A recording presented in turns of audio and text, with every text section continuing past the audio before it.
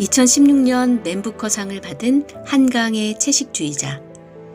올해 할리먼에서 그녀를 노벨문학상 수상 작가로 호명하면서 다시 한번 화제에 올랐다.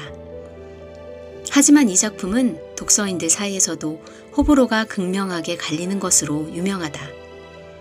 바로 채식주의자에 함께 수록된 단편 몽고 반점에서 묘사된 형부와 처제와의 적나라한 섹스 장면 때문이다. 표제작 채식주의자는 평범하게 살던 영애라는 여자가 어느 날 이상한 꿈을 꾸고 나서부터 육식을 거부하며 가족과 일상의 균열을 겪게 되는 이야기다. 채식주의자 안에는 각각 영애의 형부와 언니 이내를 중심으로 펼쳐지는 단편이 함께 수록되어 있는데, 이 컨텐츠에서는 나머지 두 편의 작품을 폭넓게 분석하여 영애라는 인물에 대한 이해를 돕고자 한다. 정상과 비정상, 그리고 폭력의 역사. 주인공 영애를 이해하기 위해서 우리는 일단 그녀가 사회적으로 진단받은 조현병 환자라는 사실을 염두에 두어야 한다. 그렇지 않고 정상인의 시각으로 읽으려 하다 보면 그녀 마음의 동인과 몸의 증상에 대해 전혀 이해와 공감을 가질 수 없다. 우리가 주목해야 할 점은 왜 그녀가 비정상이 되었냐는 점이며, 그녀의 비정상적인 행동을 통해 그녀를 둘러싼 폭력의 세계를 추적하게 되는 것이다. 채식주의자에서 다루는 폭력은 주로 아버지와 남편으로 대변된다. 집에서 기르던 개가 주인을 물었다는 이유로 잔인하게 도륙하고 어린 영애에게 억지로 보신탕을 먹게 하는 아버지. 어른이 된 영애가 육식을 거절한다는 이유로 몸을 결박하고 뺨을 때려 억지로 탕수육을 밀어넣는 장면에서 영애의 아버지는 표면적으로 용인되는 이 사회의 폭력을 대변하고 있다. 반면 영애의 남편은 내면화된 폭력의 수위를 드러내주는 인물이다.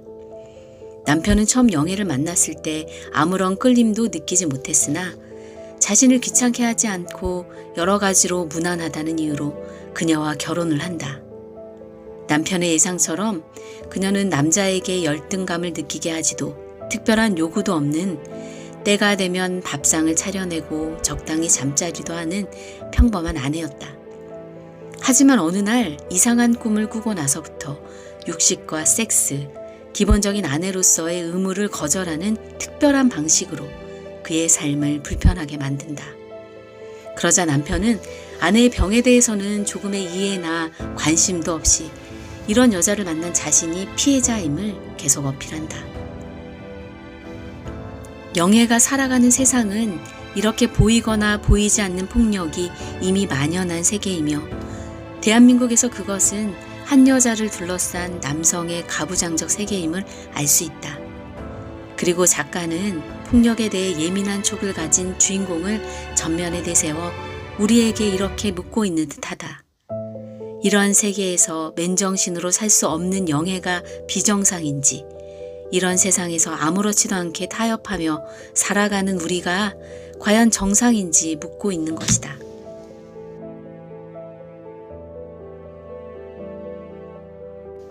인물 관계도로 본 식물성과 동물성. 처음 책을 읽을 때는 사회 적응도와 경제적 능력이라는 기준에서 영애와 형부가 식물성 재질을, 영애의 남편과 영애의 언니가 동물성 재질을 가지고 있다고 생각되었다. 예술이라는 아름다움 혹은 이상을 추구하는 형부는 영애의 남편과 달리 처제를 쓰임이나 대상으로 도구화하지 않았고, 어떤 의미에서 처제의 식물성을 가장 잘 이해한 사람이기도 했으니까. 몽고 반점에서 그녀는 형부가 자신의 몸에 그린 식물 덕분에 꿈을 꾸지 않게 되었다고 말했고, 그런 이유로 형부가 그녀에게 후배와의 교합 장면을 제안했을 때 거절하지 않고 오히려 주도하는 면을 보인다. 채식주의자에서 영애가 토플리스 차림으로 햇빛을 쬐며 광합성을 한다거나 몸에 식물을 그리는 것을 조건으로 형부의 제안을 받아들이는 장면은 그녀가 이미 식물의 세계로 들어서고 있는 것을 상징한다. 그녀가 옷을 벗는 것에 대한 거부감이 없는 것 또한 그녀가 폭력의 세계로 상징되는 인간 세계를 벗어나 자연과 여성성이라는 신화의 세계로 진입한 것으로 보아도 무방할 듯하다. 예술을 추구하는 형부 또한 영예의 여체에서 그런 순수한 자연의 세계와 절대적 아름다움을 알아보는데 영예와의 교합을 자연과의 합일로 묘사하는 장면이 이를 뒷받침한다.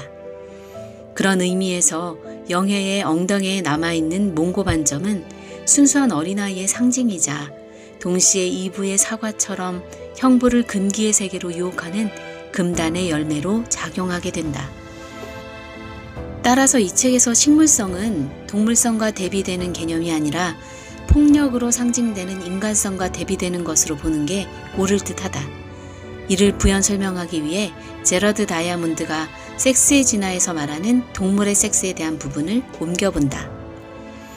제러드 다이아몬드에 의하면 인간의 성적 습성은 지구상에 존재하는 3천만 종의 다른 동물들의 관점에서 볼 때 너무나도 비정상적인데 그 이유는 다음과 같다. 첫째, 대부분의 포유류는 인간처럼 다자란 수컷과 암컷이 짝을 지어 핵가족을 이루지만 새끼를 낳은 후에는 함께 살지 않는다. 이에 반해 인간은 결혼이라는 계약에 의해 서로에게 의무를 지우고 자신의 배우자와만 반복적으로 성관계를 갖는다.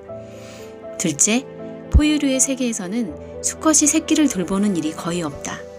수컷들의 아버지 역할은 정자를 제공하는 것에서 끝난다. 하지만 인간은 성적 결합을 넘어 둘 사이에 태어난 아이를 함께 기른다. 셋째, 수컷과 암컷은 따로 지내다가 번식, 즉 교미할 때만 만난다. 암컷 또한 가임기에만 수컷을 유혹하며 이들에게 섹스는 오로지 생식을 위한 것이다. 이와 달리 인간은 수시로 쾌락을 위해 섹스를 한다. 마지막으로 동물들은 무리를 이루어 생활하기 때문에 다른 동물들이 보는 앞에서 아무렇지도 않게 교미를 한다. 하지만 인간은 남의 눈길이 닿지 않는 곳에서만 은밀하게 사랑을 나눈다. 식물과 동물, 즉 자연세계에서의 섹스는 번식과 생존을 위한 섹스다. 따라서 자연세계에는 인간의 세계처럼 금기, 불륜, 관음증이라는 단어 자체가 존재하지 않는다.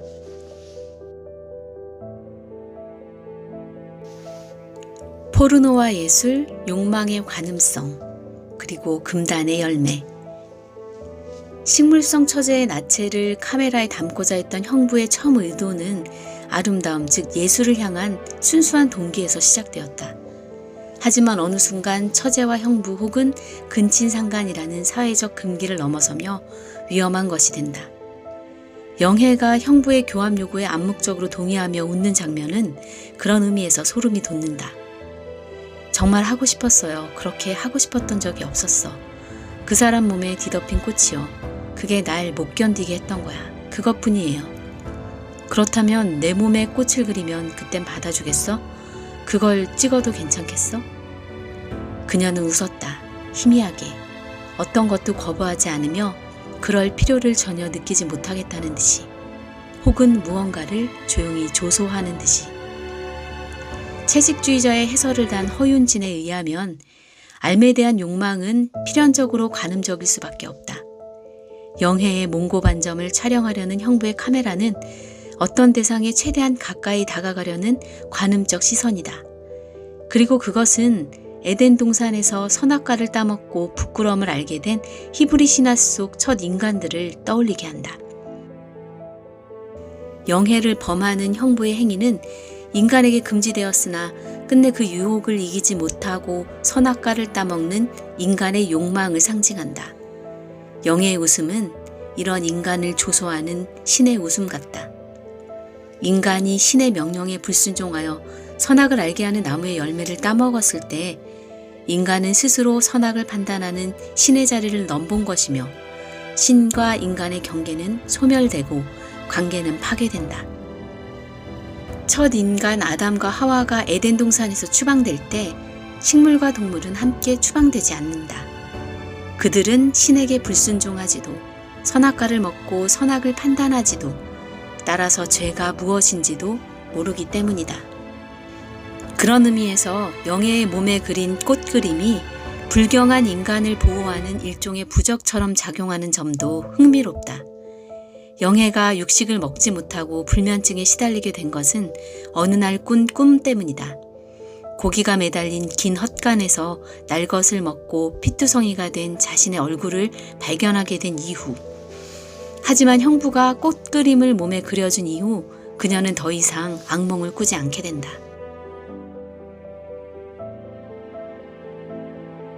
작가의 섹스 묘사, 무엇이 우리를 불편하게 하는가? 한강의 채식주의자가 부커상을 받고도 한국 독자들에게 크게 환영받지 못한 이유는 그녀의 적나라한 섹스 묘사 때문이 크다. 채식주의자를 읽고 난 이웃들의 반응도 크게 다르지 않았다.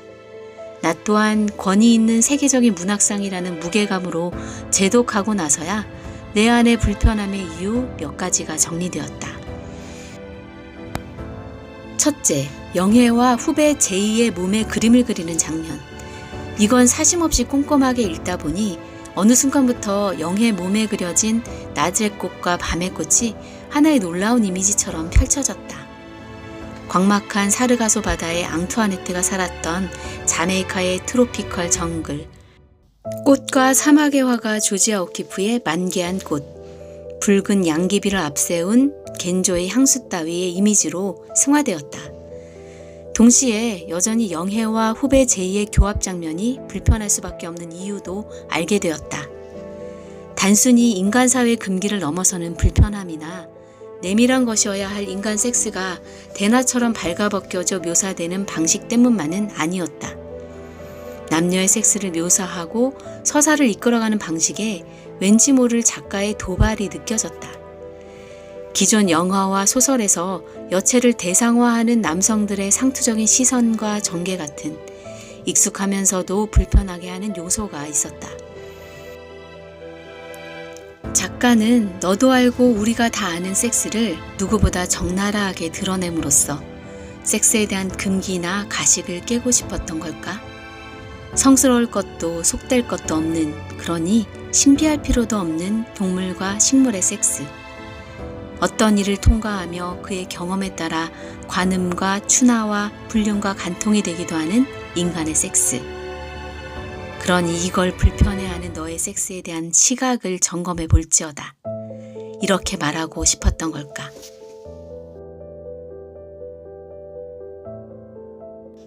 분명한 것은 작가가 우리 세계의 불편한 것을 다루는 시선과 방식이다. 작가는 결코 그것을 타자화하거나 회피하지 않는다. 그것은 작가가 5.18 민주화 운동을 다룬 소년이 온다에서도, 제주 4.3 사건을 다룬 작별하지 않는다에서도 줄곧 견지해온 태도다. 그녀는 폭력에 대해 누구보다 예민한 촉을 가졌기에 진실을 마주할 때 우리보다 훨씬 더 고통스러웠을 것이다. 하지만 그녀는 현실을 외면하지 않고 작가만이 할 수 있는 방식으로 펜을 들었다. 역사적 트라우마에 맞서고 인간 삶의 연약함을 드러내는 강렬한 서정적 산문은 그렇게 탄생했다.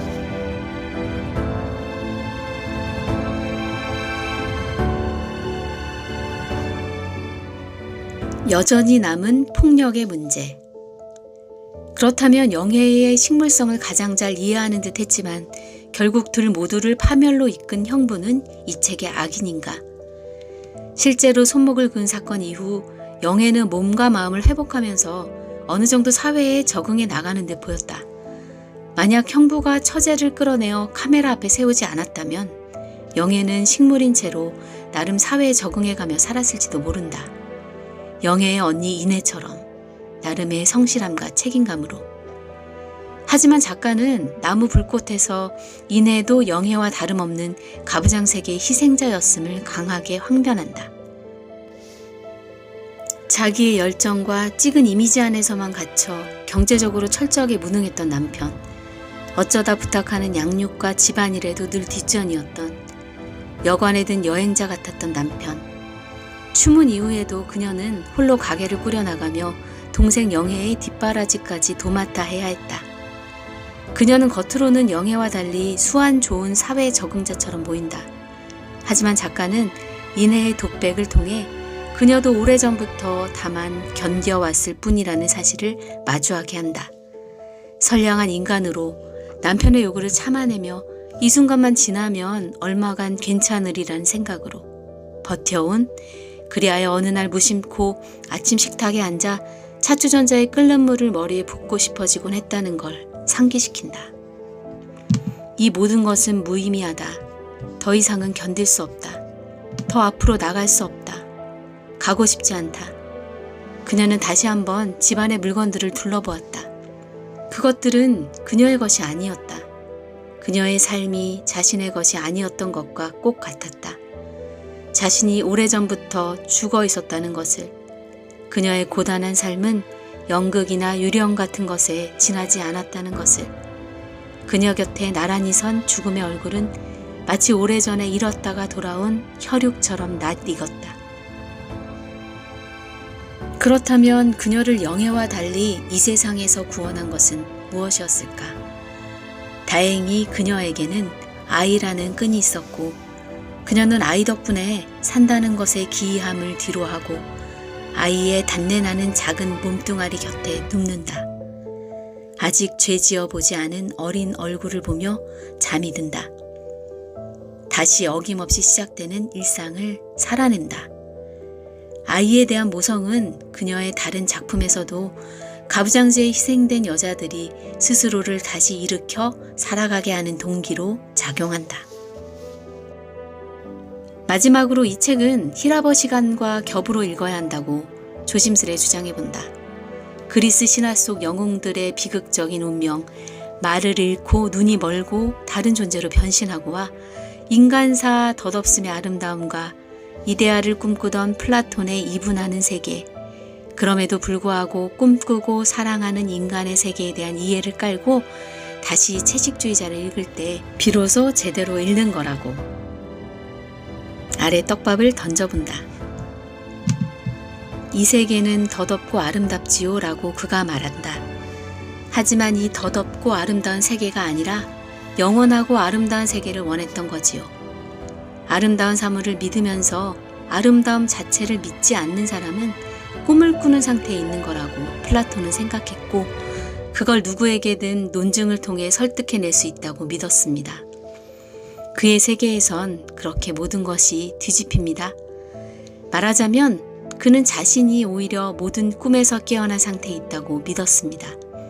현실 속의 아름다운 사물들을 믿는 대신 아름다움 자체만, 현실 속에서는 존재할 수 없는 절대적인 아름다움만을 믿는 자신이. 히라버 시간. 이런 문장을 읽으면 영애는 단지 수동적인 식물성 인간, 즉 조현병 환자가 아니라 플라톤처럼 아름다움 자체를 적극적으로 믿고 싶었던, 그리하여 그녀는 폭력적인 현실이라는 꿈에서 벗어나 다른 세계로 넘어간 각성한 인간일 수도 있겠다고 막 해석하고 싶어진다.